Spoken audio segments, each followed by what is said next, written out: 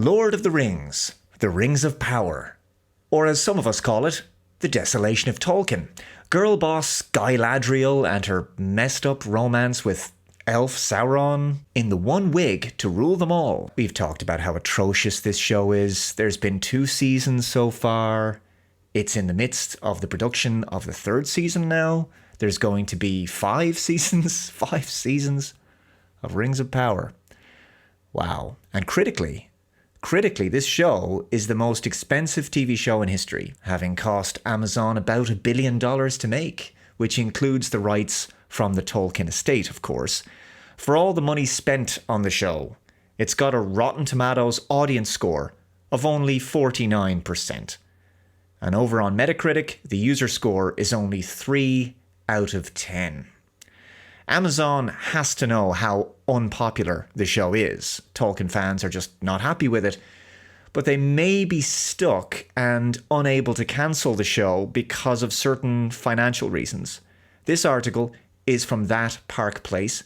The article is linked below for you to check out in full. It says Amazon can't cancel Rings of Power without hefty financial kill fee to Tolkien estate. Perhaps this explains why the show is still going. Tolkien fans have called on Amazon to cancel Rings of Power since its inception due to high costs and a rapidly diminishing audience. But it turns out that's a lot easier said than done. When Amazon Prime Video launched The Lord of the Rings, The Rings of Power, the company envisaged its own Game of Thrones. Instead, the show has become a staggering money pit, one that continues to drain resources and limit opportunities for the rest of Amazon's content slate. Yeah, I mean, this is their flagship series on Amazon Prime. This was the show they thought could really anchor the Amazon streaming service, and probably they could use it to sell a lot of subscriptions with it, that it would draw in a large audience. And yet it's just become an expensive embarrassment, really. It says, and yet reports show that only 37% of domestic Prime subscribers finished the first season. Overseas completion was only marginally better at 45%. For context, a 50% completion rate at Amazon is considered unspectacular. In other words, not even half the audience could be bothered to stick around until the finale. The cost of quitting. The cruel truth is that Amazon may not be able to cancel Rings of Power even if it wants to. The Tolkien estate kill fee ensures every unfinished season costs the company another $20 million just to walk away. With season 3 already in production and 5 seasons originally committed, the company is boxed in. Well, that seems to explain why they haven't pulled the plug. But I have to say, if it were me, given the deep pockets of Amazon, yeah, I'd still pull the plug and just take the fee on the chin. Anyway, later in the article it says, the numbers don't lie. Rings of Power has collapsed. If Amazon hoped the 2nd season would steady the ship, the opposite occurred.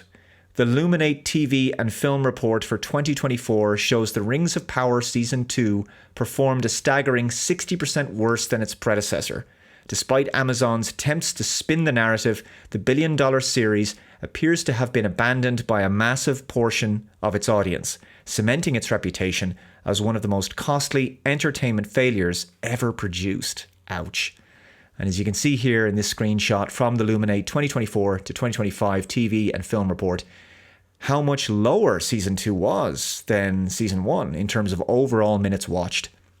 As you can see there, it is a huge decline.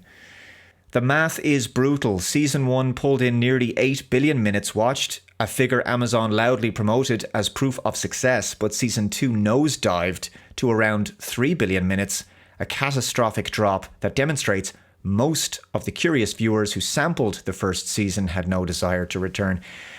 And can anyone expect Season 3 to pick up in viewership when compared to Season 2? I have no doubt the series has its own dedicated following, right? It's got its own sort of niche fan base, but it's got to be small at this point. As the article talks about there, a lot of people gave Season 1 a chance and decided that that was enough for them. Season 2 held little interest, it seems. Hard to believe there's still 3 more seasons to go. Oh dear. Anyway, guys, let me know your thoughts in the comments below. If you haven't already, please subscribe to the channel. Hit that notification bell to be notified of future updates. Hit that like button, share this video out there. Take care, and I'll see you next time. Bye-bye.